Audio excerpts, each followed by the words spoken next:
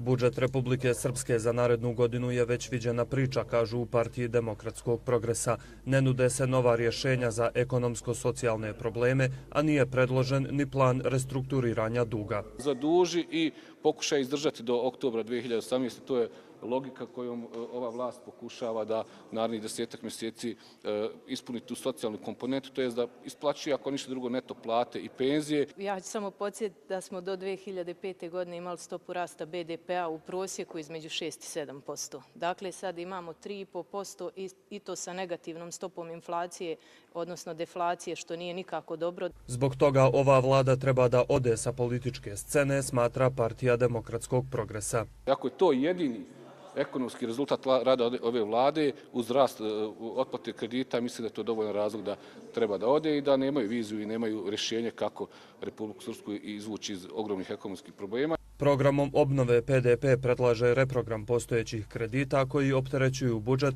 iz koga 50% izvornih prihoda ide na otplatu dugova.